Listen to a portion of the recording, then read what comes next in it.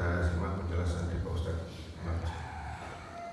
Innal hamdalillah nahmaduhu wa nasta'inuhu wa nastaghfiruh wa na'udzu billahi min syururi anfusina wa sayyiati a'malina may yahdihillahu fahuwal muhtadi wa may yudlil falan tajida lahu waliyyan mursyida.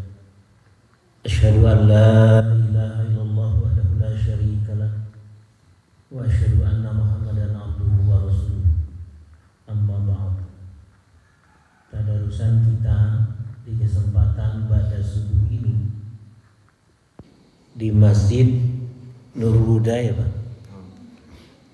Cipaganti Regensi. Pemberangkatannya dari Al-Quran surat Ali Imran, surat yang ketiga ayat 97.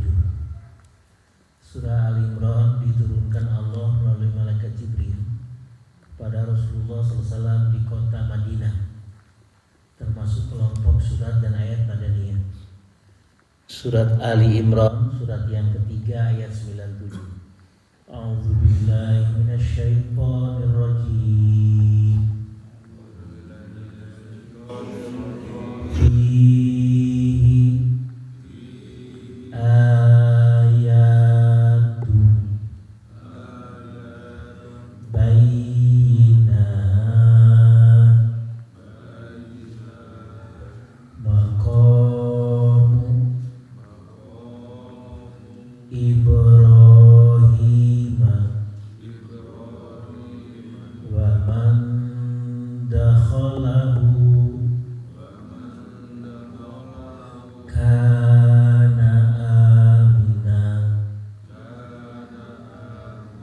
Kalimat ini walillahi alan nasi hijjul baiti man istata'a ilaihi sabila. Kita baca sampai sabila, artinya punten Pak Dek.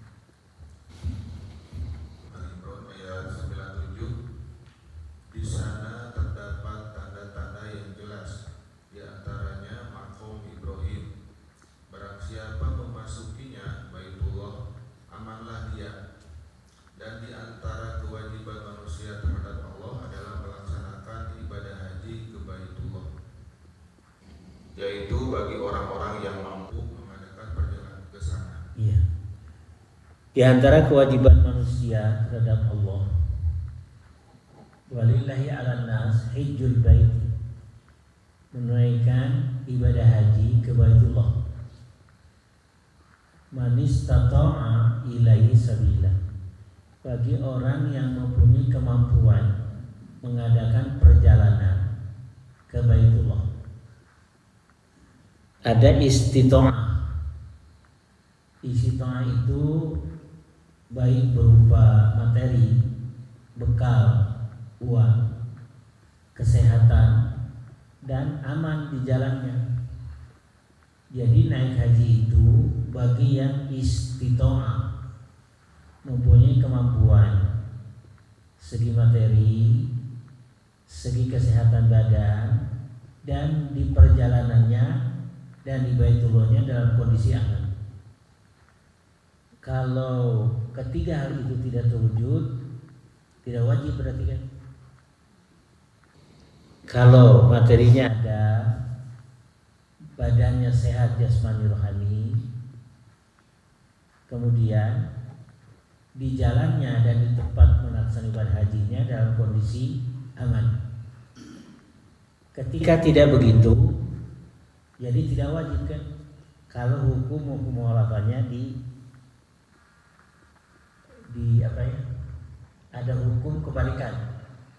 Man istata'a ilaihi sabila, bagi orang yang mempunyai kemampuan mengadakan perjalanan ke Baitullah. Sekarang lihat hadis Muslim nih. nomor 1614. Muslim nomor 1614. Ada judulnya di situ. Ya, artinya Pak. Sahih Muslim 1614. Amal sesudah mati. Dari Abu Hurairah radhiyallahu anhu, katanya Rasulullah SAW bersabda, apabila seorang manusia telah meninggal, maka putuslah terhenti segala amalnya kecuali 3 perkara. 1. Sedekah jariah. 2. Ilmu yang diambil orang manfaatnya. Dan 3. Orang anak yang soleh yang selalu mendoakannya. Hadisnya idza matal insanu, ada idza matal insanu, ada idza matal nu ada. Apabila seorang manusia mati, in qata'a amalu, putuslah amalnya. Kecuali yang tidak terhenti putus itu 3. 1. Shadaqatun jariyah. Orangnya waktu kita hidupnya gemar bersedekah, mengalir pahalanya walaupun orangnya sudah mati lama.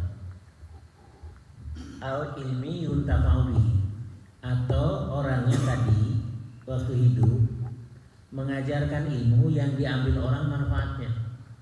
Kendati pun harus sudah mati puluhan tahun, ngalir aja pahalanya terus. Ketiga, awaladin solihun yadullahu, atau mempunyai anak soleh yang mendoakan kedua orang tuanya. Jadi kalau orang tuanya baik masih hidup atau sudah wafat, selalu anak soleh itu mendoakan kedua orang tuanya. Jadi pahalanya terus ngocor, terus mengalir. Kalau yang lain-lain terhenti, kecuali 3 perkara tadi. Lalu kita masuk, jadi menunaikan ibadah haji itu bagi yang istitoah, mempunyai kemampuan materi, sehat lahir batin, dan di jalannya atau di tempat melakukan ibadah haji itu dalam kondisi aman. Sekarang kita lihat Bukhari nomor 785.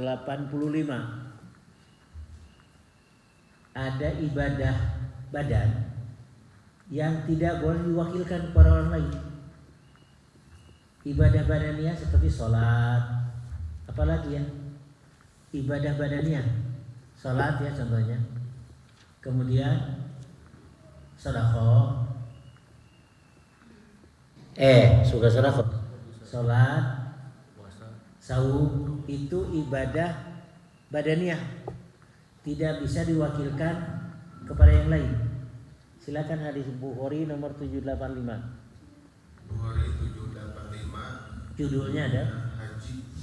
Judulnya haji. Terus dari Abdullah bin Abbas radhiyallahu anhu, katanya biasanya Fadl. ada fadl yang membonceng dengan Rasulullah SAW. Pada suatu kali seorang wanita dari suku Hasan datang kepada beliau. Fadl memandang kepada wanita itu dan wanita itu memandang pula kepada Fadl. Lalu Nabi SAW memalingkan muka Fadl ke jurusan lain. Kata wanita itu, ya Rasulullah, bahwasannya Allah memerintahkan wajib haji kepada hamba-hambanya. Bertepatan dengan keadaan bapak saya tidak bisa lagi menunggang kendaraan. Bolehkah saya mengerjakan haji baginya? Jawab sabda Nabi SAW, boleh. Peristiwa itu terjadi ketika haji wada. Jadi ketika haji wada, haji terakhir sebelum Rasulullah wafat. Jadi SK-nya itu ujung sekali. Pada suatu hari ada seorang wanita dari suku Khazamiyah. Ketika itu Rasul melaksanakan haji wada. Rasul sekali aja hajinya.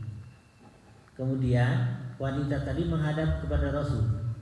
Sementara itu Fadl, saudara Rasul itu sedang dibonceng oleh Rasul. Melihat wanita tadi, lalu Fadl mencerong wanita itu cantik. Fadl itu tampan sekali dalam hadis. Jadi pak pencerong-pencerong melihat gelagat Fadl, Rasul memalingkan wajah Fadl ke jurusan lain.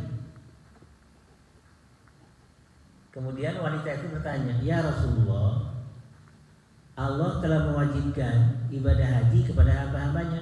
Jadi wanita itu tahu, walillahi ala nasi hajjul baiti man istata'a ilaihi sabila. Sehubungan dengan hal tersebut, pun bapak teh Rasul upami naik onta kendaraan teh nggak ada naik yang gak bisa gitu. Artinya tidak punya kemampuan kan? Kata wanita tadi, bolehkah saya menghajikannya? Kata Rasul, ya boleh. Naam. Naam itu kalimat pasti itu.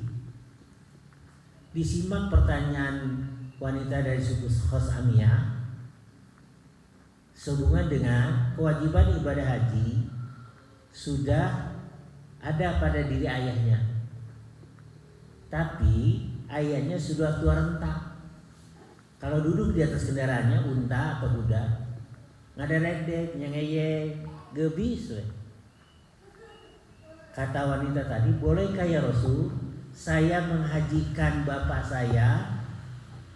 Kata Rasul, nah boleh, hajikan ayahmu. Olehmu. Dan peristiwa ini kata Abdullah bin Abbas terjadinya pada haji wada. Jadi SK-nya ujung sekali. Jadi berdasarkan hadis Bukhari nomor 785, menghajikan orang tuanya boleh karena orang tuanya sudah tidak mampu. Padahal menurut Al-Quran tadi harus ada istita'ah, sehat badannya, lahir batin. Ayeuna mah geus rempo. Terus hadir saja anaknya. Jadi menurut hadis ini boleh melakukan badal haji, menggantikan tapi dari anak kepada orang tua. Henteu sagawaya kasaha wae meunang. Asal manehna diongkosan. Waktu saya melaksanakan ibadah haji, ada seorang ustaz ngabadalan haji 5 orang. Kalau seorang saja memberikan kos kepadanya 5 juta, 25 juta itu. Ai di maktab di hotel, haji na cicing we si ustaz nyuruh mahasiswa nengan kuli atuh. Mahasiswa yang ancan izinna melaksanakan ibadah haji atas nama yang dibadali. Padahal tidak ada hadisnya ngabadalan musahabai. Ada juga dari anak kepada orang tua, hadisnya ini. Peristiwa itu kata Abdullah bin Abbas terjadi pada haji wada tahun 8 Hijriah sebelum Rasul wafat. Jadi SK-nya SK terakhir sekali, SK di ujung. Lihat sekarang Bukhari masih nomor 903.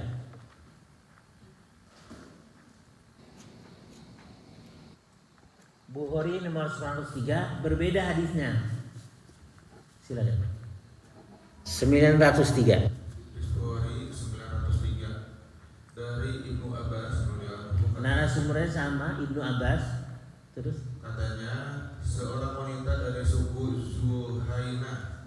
Kalau tadi sukunya Khasamiyah, ini Juhaina, beda lagi, tapi sama wanita. Terus datang kepada Nabi SAW bertanya, ibu saya bernazar untuk mengerjakan haji, tetapi belum sempat ia menunaikannya, ia telah meninggal. Bolehkah saya menunaikannya untuk beliau? Jawab Nabi SAW, ya hajikanlah untuknya. Bagaimana pendapatmu sekiranya ibumu berhutang? Adakah engkau membayarnya? Bayarlah hutang kepada Allah, karena hutang kepada Allah lebih berhak untuk dibayar. jadi seorang wanita dari suku Juhaina. Ya Rasulullah, ibu saya, kalau tadi ayahnya, ibu saya ketika hidup pernah bernazar mau melaksanakan haji, tapi tidak keburu dilaksanakan karena kabujung pupus, kata anaknya. Ini anaknya solehah. Bolehkah saya menghajikan karena ibu saya pernah bernazar haji? Kata Rasul, ya boleh. Kata Rasul begini, bagaimana pendapatmu kalau ibumu punya utang kepada seorang? Kamu anaknya, ahli warisnya? Ya, saya yang bayar Rasulullah. Apalagi ini utang kepada Allah, lebih berhak bayar. Hadis kedua itu ada kata nazar. Jadi menunaikan nazar itu untuk ahli warisnya boleh. Jelas ini ada kata nazar. Kalau hadis yang pertama tidak ada kata nazar. Ayahnya teges rempok. Pada syukuran tadi, kalau tidak ada kemampuan mah ulah baik. Tapi tampil anaknya lagi yang perempuan. Boleh yang perempuan, boleh laki-laki. Mau menghajikan ayahnya yang rempok. Hadis pertama. Ya kata Rasul lakukan. Yang kedua mah karena nazar. Kalau nazar berjanji ya jelas harus melaksanakan. Nadarnya orang yang masih hidup. Hadis yang pertama tidak ada kata nazar. Hadis Muslim nomor 1272, Pak. Muslim, hadis Muslim nomor 1272. 1273, 1272 betul. 1272, 1273. 1272 dulu. 1272. Ya. Menghajikan orang tua. Judulnya menghajikan orang tua. Yang menghajikan siapa? Anaknya. Bukan siapa saja boleh. Karena pendapat ini ada yang mengatakan keur saha wae ge meunang. Padahal ini menghajikan orang tuanya, yang menghajikannya anaknya. Dan anaknya harus sudah haji. Silakan, Pak. Menghajikan orang tua. Dari Abdullah bin Abbas radhiyallahu anhu, katanya Fadl bin Abbas pernah membonceng kendaraan di belakang Rasul sallallahu alaihi wasallam. Tiba-tiba datang orang tua dari Ashab minta fatwa kepada beliau. Fadl menengok kepada perempuan itu dan perempuan itu menengok kepada Fadl. Lalu Rasulullah sallallahu alaihi wasallam memalingkan muka Fadl ke arah lain. Kata perempuan itu, "Ya Rasulullah, kewajiban untuk menunaikan haji terpikul kepada bapakku yang sudah tua. Beliau sudah tak sanggup lagi duduk di kendaraan lama-lama. Bolehkah aku menggantikan beliau?" Jawab Nabi sallallahu alaihi wasallam, "Ya boleh." Tanya jawab itu terjadi ketika haji wada. Ya sama dengan Bukhari tadi. Jadi hadis riwayat Bukhari Muslim. Anaknya yang perempuan dari suku Khosamiyah tahu walillahi ala nasi hijul baiti man istata'a ilaihi sabila. Tahu ayat itu, surat 397. Makanya ditanya kepada Rasul, pun bapak teh tos rempo Rasul. Dulu mah naik kendaraan, kalau sekarang pesawat ya. Mau naik kendaraan teh nyeng gubrak gebis tos rempo. Tapi kewajiban haji sudah sampai kepada ayahku. Kata anaknya, bolehkah ya Rasul saya menghajikan dia? Kata Rasul, ya hajikanlah untuk ayahku. Dan kejadian ini terjadi pada haji wada. Rasul melaksanakan haji wada, haji perpisahan. Rasul satu kali haji. Tahun 8 Hijrah sebelum wafat Rasul. Jadi keputusan Rasul, hajikan ayahmu yang rebo tadi, SK-nya terakhir sekali ujung. Dan sahabat itu suka melaksanakan kalau ketemu SK yang ujung yang dilakukan oleh para sahabat. Fal akhir wal akhir hadis. Ada di Bukhari, ada di Muslim. Ya, ini ayahnya tidak pernah nazar. Kalau tadi ibunya pernah nazar. Sekarang bawahnya Pak 1273. Dari Fadl radhiyallahu anhu, katanya seorang perempuan dari Hasran bertanya kepada Rasulullah SAW. Katanya, "Ya Rasulullah, bapakku sudah tua bangka. Kepadanya terpikul kewajiban menunaikan ibadah haji. Sedangkan dia sudah tak sanggup lagi duduk di punggung untanya. Bagaimana itu?" Jawab Rasulullah, "Hajikanlah dia olehmu." Kata Rasul, "Hujji anhu." Haji dihajikan dia olehmu. Tapi ada keterangan yang lain, yang menghajikannya untuk ayahnya sudah haji, jangan belum haji. Jangan begini, belum haji nih anaknya, pergi haji. Pada waktu saat pergi haji, jadi dia 2 kali melakukan tawaf, mengelilingi Ka'bah 7 kali untuk dirinya, kemudian untuk ayah tidak boleh. Harus pulang dulu ke lembur.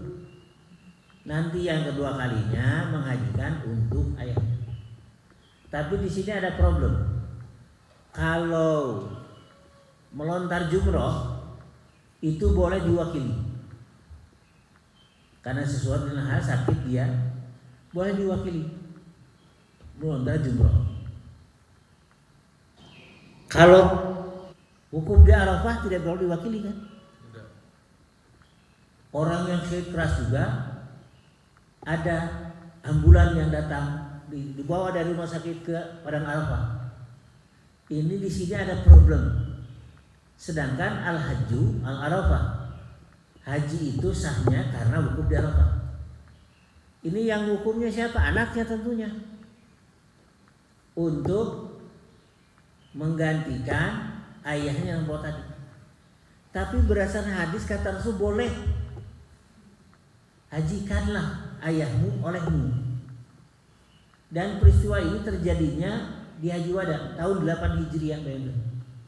SK dari Rasul. Rasul tahu tidak walillahi ala nasi hijjul baiti man istata'a ilaihi sabila. Ya tahu lah. Apa Rasul? Ayat ini turun kepada Rasul di Madinah.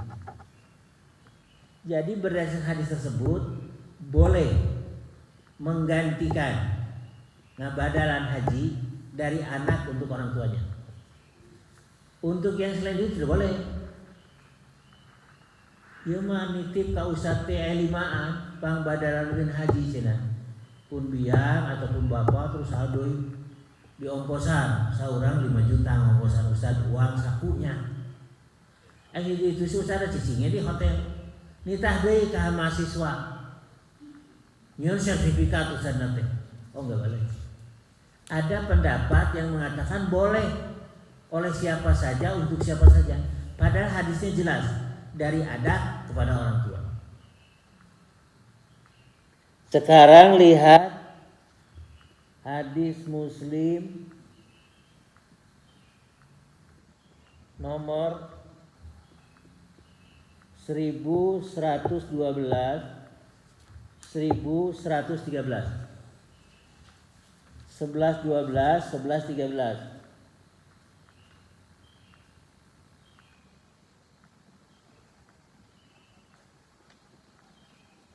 11 12 11 13 Muslim ya. 11 12 Hawalah ya. Dari Salamah bin Aqwa radhiyallahu anhu katanya pada suatu ketika kami duduk dekat dengan Nabi sallallahu alaihi wasallam. Tiba-tiba datang orang membawa jenazah, kata mereka. Itu Muslim atau Bukhari, Pak? Nah, ya Muslim. Muslim nomor 11 12 11 13 11 12 11 13 mengkodok puasa orang meninggal. Iya. Siapa yang kodonya? Anaknya. Ibunya tuh meninggal, punya utang saum 1 bulan ya. Terus isi hadis 11-12 dari Aisyah radhiyallahu anha katanya Rasulullah SAW bersabda, siapa yang meninggal sedangkan dia mempunyai hutang puasa maka hendaklah dibayar oleh walinya. Walinya itu siapa? Di sini kontroversi. Soma anhu waliyu.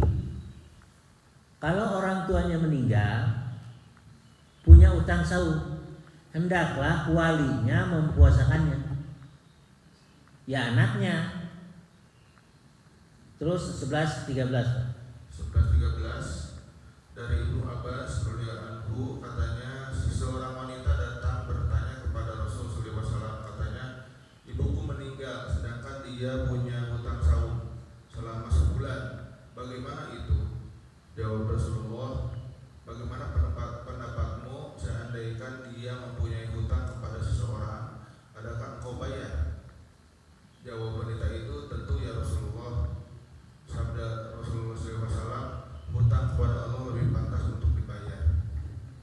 hutang kepada manusia, kamu ahli warisnya, punya kewajiban melunasi.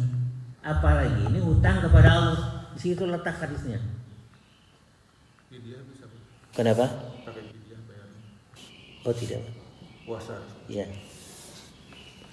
Jadi ya urusan qada ada, urusan fidyah ada, urusan membayar utang saum itu ada.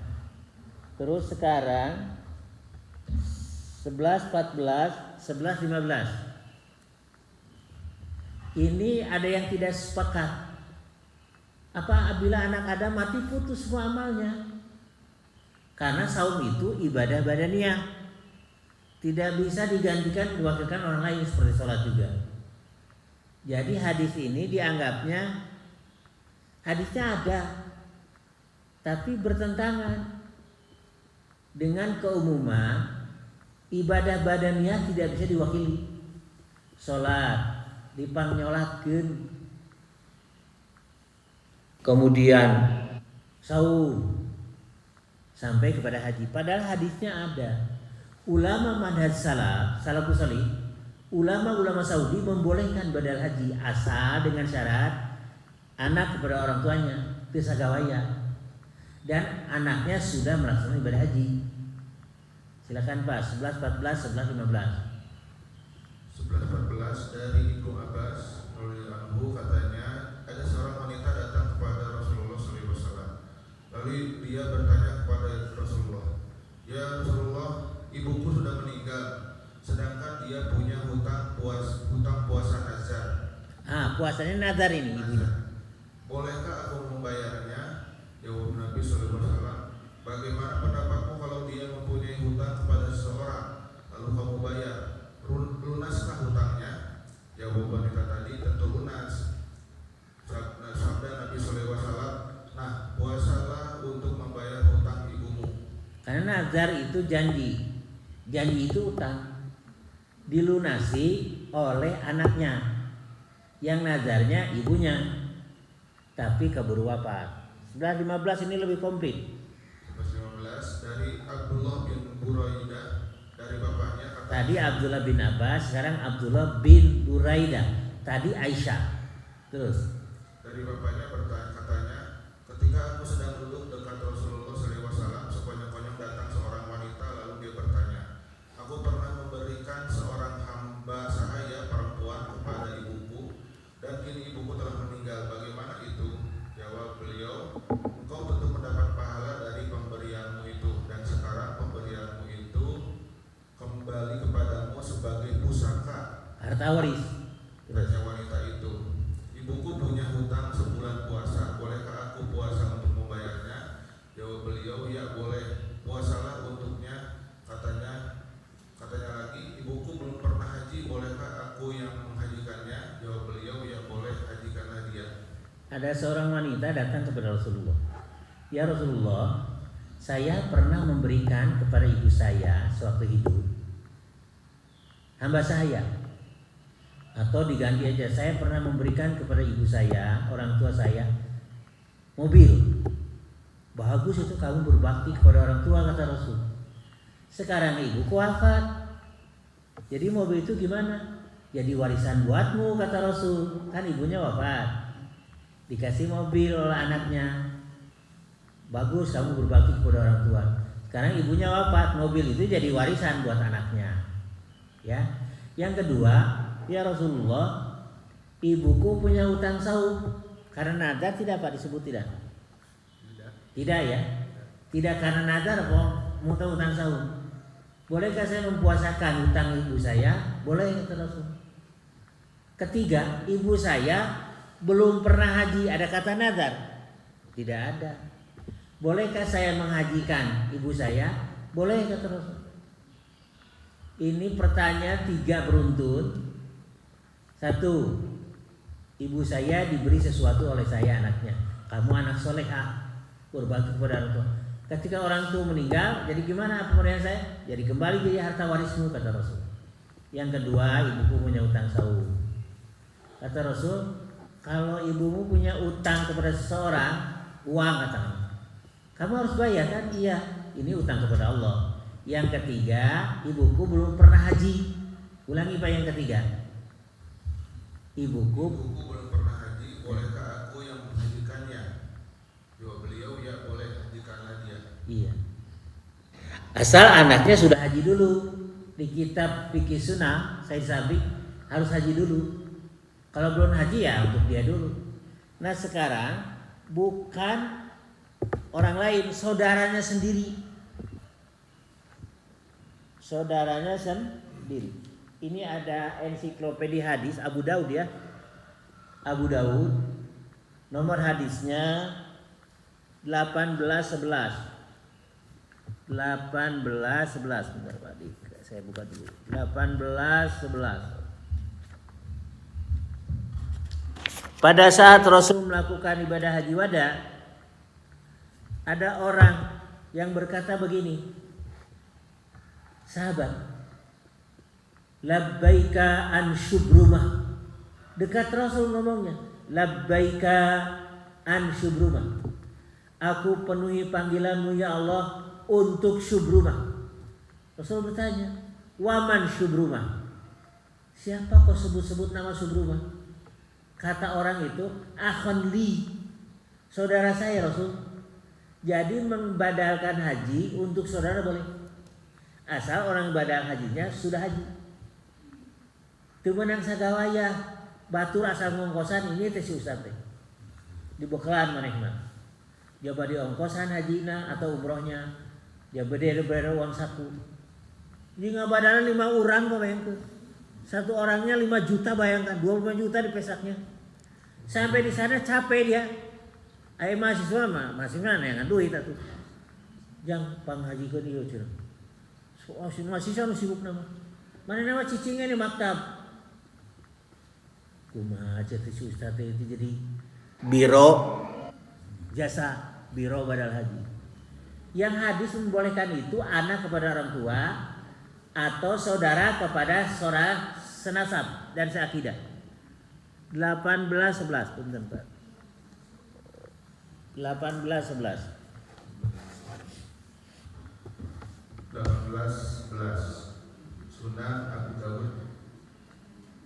Ishaq bin Ismail At-Talaqani dan Hanad bin Asy'ari menyampaikan kepada kami hadis yang bermakna dari Abdah bin Sulaiman, dari Ibnu Abu Arubah, dari Qatadah, dari Azrah, dari Sa'id bin Zubair, dari Ibnu Abbas bahwa Nabi SAW mendengar seorang laki-laki berkata, aku datang memenuhi panggilanmu untuk menggantikan Subrumah. Labbaika an Subrumah. Kata orang itu dekat Rasul mendengar.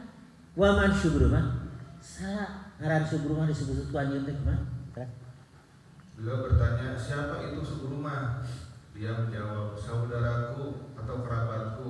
Lalu beliau bertanya, apakah engkau sudah melaksanakan haji untuk dirimu sendiri? Beliau menjawab, belum.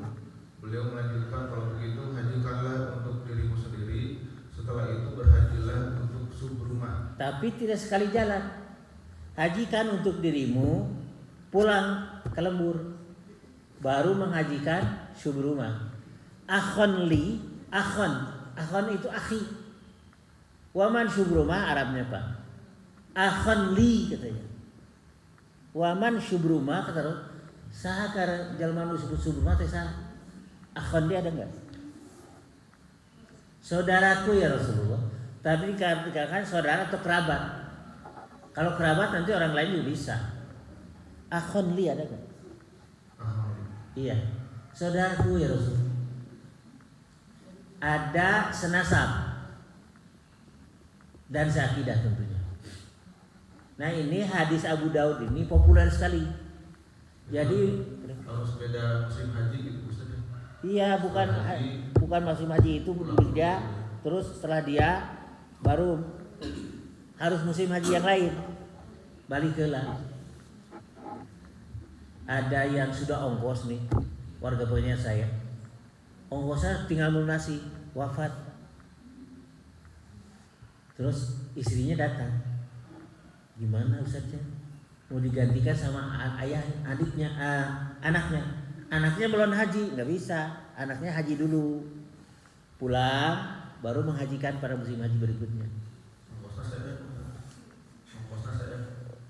Enggak, ditabung di bank. Ditabung di bank tinggal ngulasi. Anaknya berangkat. Untuk haji tahun depan. Oh, sebetulnya orangnya the have.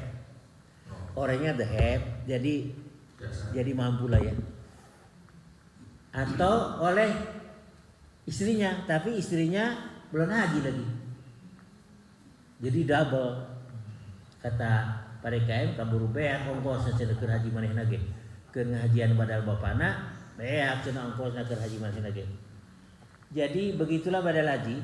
Kontroversinya ulama Madhab Salaf Saudi sepakat boleh badal haji asal dengan syarat anak kepada orang tuanya, saudara kepada saudaranya. Ketat syaratnya. Muhammadiyah tadinya tidak boleh badal haji. Kira-kira 5 tahun terakhir jadi boleh. Ada 2 kiai Muhammadiyah datang ke Jalan Sancang, Masjid Al-Mujahidin di Lodaya. Saya waktu itu ikut mendengarkan 2 kiai tadi menyuruhkan makalah. Orang Persatuan Islam diundang ulamanya. Sampai gugonya karena teki ulama Persatuan Islam. Muhammadiyah cenah hebat ayeuna dan ngayakeun badal haji cenah. Jadi menggunakan travel, jadi biro jasa haji, sisindiran gitu. Karena persatuan tidak membolehkan. Muhammadiyah akhirnya membolehkan. Ulama salaf sudah dulu membolehkan. Kalau NU boleh keur saha bae, teu panjak kaki, teu bisa keur saha bae teu bisa. Hadisnya jelas anak kepada orang tua. Baik nazar maupun orang tuanya sudah uzur. Jadi boleh. Jadi ada 3 pendapat ya. Pendapat 1 boleh badal haji. Ulama nih yang berpendapat. Hadisnya ada di Bukhari Muslim. Pendapat kedua boleh keur saha bae atau bisa tapi. Saya tidak mengambil pendapat itu karena hadisnya jelas anak kepada orang tua, saudara kepada saudara. Pendapat yang ketiga tekengeng ngabadalah haji. Jadi ada 3 pendapat. Ibu kira-kira Bapak mau ngambil pendapat yang mana ya? Hadisnya jelas dari Ibnu Abbas. Peristiwa ini terjadi di waktu Haji Wada. Haji Wada haji terakhir Rasul sebelum wafat. SK-nya SK ujung sekali. Tadinya saya berpendapat tidak boleh. Karena kata kiai, ibadah badaniyah tidak bisa diwakilkan. Haji itu badaniyah Pak. Tawaf, sa'i kan fisik, apalagi wuku. Tapi ternyata kata hadis yang sahih boleh. Bukhari hadisnya ada, Muslim hadisnya ada. Jadi dengan ini ada 3 pendapat. Ada pendapat mengatakan keur saha wae ku saha bae boleh waktu diperiksa itu. Tidak bisa ditolerir pendapat seperti itu. Karena hadisnya anak kepada orang tua, baik benadar atau tidak. Saum juga begitu. Ibu budak nu soleh mang muasakeun indungna atau bapana henteu saum sasasih karena gering. Bunuh saja nama daek gini Bu. Karena orang anaknya yang soleh jadi dia tampil mempuasakan hutang orang tuanya. Sampai di sini ada pertanyaan dulu. Saya tutup dulu formalnya. Kalau ada pertanyaan silakan bertanya sehubungan dengan badal haji. Kontroversinya seperti tadi. Aqulu qouli hadza wastaghfirullahaladzim li wa lakum wa taqabbalallahu minna wa minkum tilawatahu innahu huwas samiul alim. Wallahu a'lamu bisawab. Subhanakallahumma wa bihamdika asyhadu an la ilaha illa anta astaghfiruka wa atubu ilaik. Wa akhiru da'wana anil hamdulillahi rabbil alamin. Ya, silakan. Ada pertanyaan? Kalau itu ke orang tuanya kakek boleh enggak? Membadalkan kakek. Kalau belum ketemu hadisnya Pak. Kakek belum ketemu, aja gue orang tua. Tapi perasaan saya kalau kakek dibadali oleh cucunya oleh anaknya Pak. Cucu ya.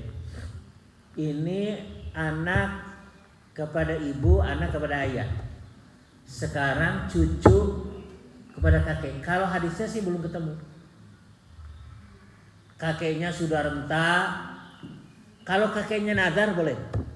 Karena nazar itu janji, sumpah. Harus ditedunan. Cucu kepada kakek. Ada pertalian nasab. Kalau nazar boleh. Kalau nggak ada nazar, tadi ibuku belum pernah haji, kata anaknya. Ibu. Sekarang kalau dikiaskan, dianalogikan, ibunya ke nenek. Belum ketemu si hadisnya. Jadi sebaiknya harus ada hadisnya dulu, baru dilakukan. Kalau mungkin di hadis tersebut itu anak kepada orang tua. Ya. Apakah ada itu dari orang tua untuk anaknya? Iya. Dibalik ya Pak. Iya. Belum juga ketemu hadisnya Pak. Orang tua ngabadalan haji putana anu tos pupus atau karena suatu udur jadi belum ketemu Pak hadis. Jadi pertanyaan sih bagus dibulak-balik ya. Cucu kepada kakek sekarang apa? Orang tua kepada anak. Jadi kalau tidak ada hadisnya jangan diputar-putar. Artinya menganalogikan. Kalau anak kepada orang tua boleh. Sigana, orang tua kepada anak boleh. Sigana. Jadi riuh Pak. Enggak di penta hadisnya si ustadznya bingung. Karena untuk saya jawabnya belum tahu dulu. Tergantung anaknya, udah haji belum? Ya sekalipun anaknya sudah haji, sekalipun ayahnya sudah haji, nah badalan haji anaknya. Udah wajib haji belum gitu?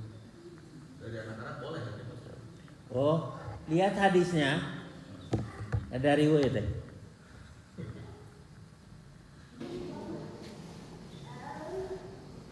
Tadi menghajikan anak ya Bos. 1274 Muslim 1274, Bukhari 904. Muslim 1274, Bukhari 904. Ada seorang ibu waktu haji wada mau budakna datang ke Rasul. Ya Rasul, sudah sahkah haji anak ini? Can balik budakna. Kata Rasul, ya sah. Muslim dulu Pak.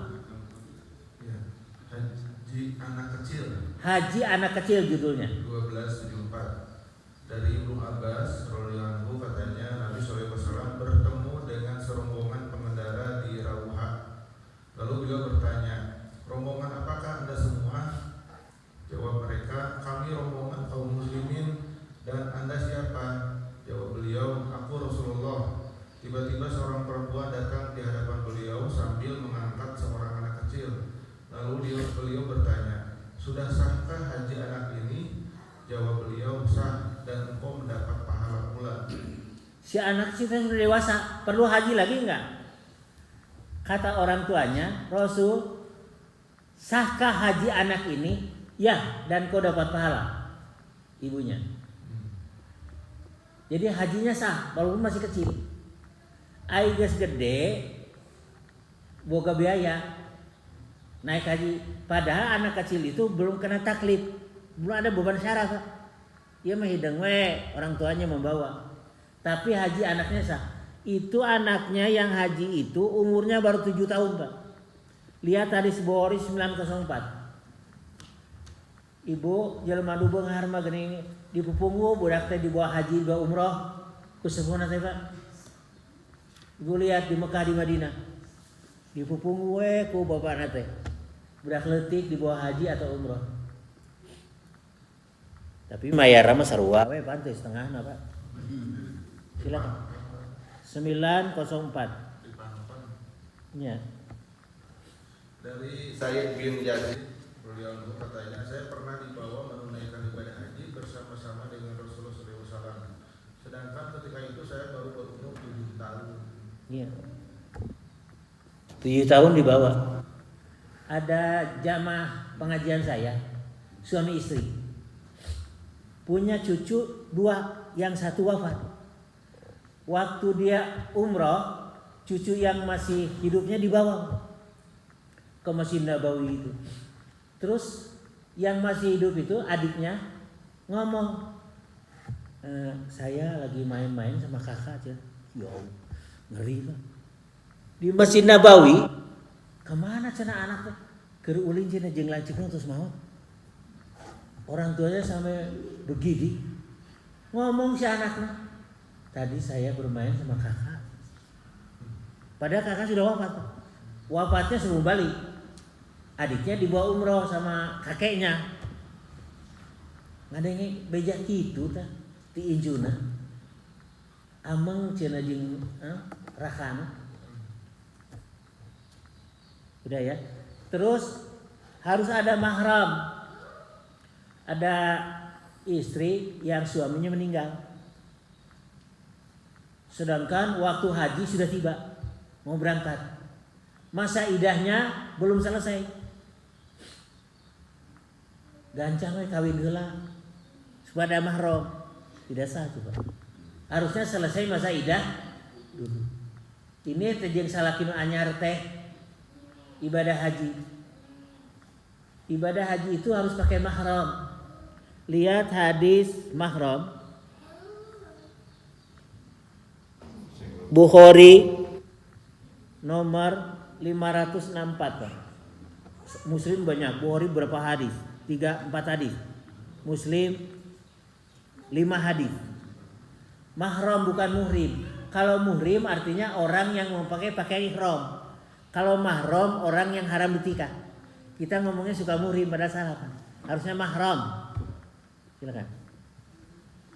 54 dari Abu Hurairah radhiyallahu anhu memberitakan bahwa Nabi sallallahu alaihi wasallam bersabda, tidak halal bagi wanita yang percaya kepada Allah dan hari akhir berjalan sehari semalam tanpa ditemani muhrimnya. Ya bukan muhrim, Mahramnya ialah orang yang haram dikawini menurut agama Islam. Jadi tidak boleh seorang perempuan mengadakan perjalanan lebih dari 1 hari kecuali pakai mahram.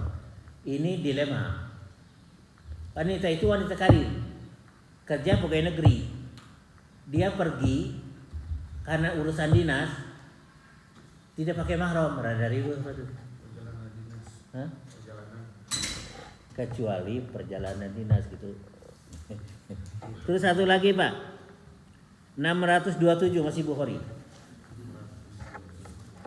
627. Ai nama disiasati. Dek haji teh mahram, dipangieunkeun surat mahram Pak. Ku travelna. Nah, ieu teh. Dipangieunkeun surat mahram. Riuh. Supaya pemerintah Saudi membolehkan ada mahramnya katanya. Padahal bukan mahram eta mah bebaturan haji sajena terus Pak. Teman kloter. Iya teman kloter. Qadza'ah Maula Ziyad berkata, mendengar Abu Sa'id bin Al-Khudri mengatakan 4 macam ajaran dari Nabi sallallahu alaihi wasallam yang sangat aku kagumi dan kunilai tinggi, yaitu 1. Seorang wanita tidak boleh bepergian seorang diri selama 2 hari melainkan dengan suami atau dengan mahramnya. Tidak boleh puasa pada 2 hari yaitu Idul Fitri dan Idul Adha. Iya. 3. Tidak boleh sholat sesudah 2 sholat yaitu sesudah sholat subuh hingga terbit matahari dan sesudah sholat asar hingga maghrib. Tidak boleh disediakan perangkat kendaraan kecuali untuk perjalanan ke 3 buah masjid yaitu Masjidil Haram, Aqsa dan Masjidul Nabawi. Jadi tidak boleh menyengaja dipanitiakan mengadakan perjalanan. Kalau dulu ada masjid apa ya? Abdul jelema teh ka ditu. Ayeuna semua Al-Jabar. Ya. Tidak boleh menyengaja melakukan perjalanan kecuali ke 3 masjid. Masjidil Haram Mekah, Masjid Nabawi Madinah, Masjidil Aqsa Palestina. Itu boleh. Ari ayeuna mah anu di Jogja teh masjid naon teh? Ya. Panitiakan pakai bus. Menyengaja, tidak boleh, hadisnya ini ada hayang piknik, hayang uli. Jeung urina ge lain maksiat. Berziarah ke masjid. Masjidnya ditentukan, masjid Demak atau masjid mana tidak boleh dipanitiakan. Kecuali ke salah satu dari 3 masjid. Masjid Haram Mekah, Masjid Nabawi Madinah, dan Masjid Al-Aqsa Palestina. Ya sudah. Jadi 1 hari, 2 hari sampai 3 hari harus ada mahram. Mahram itu bukan anak kecil. Anak yang besar jadi mahram. Bukan mahram budak leutik, budak TK atau SD dijin mahram, masalah itu. Sudah ya. Kalau pertanyaan nggak ada lagi, cukup saja. Teman-teman Pak atas ilmunya, mudah-mudahan kita semua bisa mengambil manfaat dari hikmah gitu ya dari kajian kali ini. Mudah-mudahan kita semua kalau misalnya masih ada umur disempatkan lagi kalau yang sudah naik haji untuk kembali berangkat ke Baitullah. Amin ya rabbal alamin. Dan alhamdulillah amin ya rabbil alamin. Subhanallah bihamdika asyhadu an la ilaha illa anta astaghfiruka wa atubu ilaik. Assalamualaikum warahmatullahi wabarakatuh. Waalaikumsalam.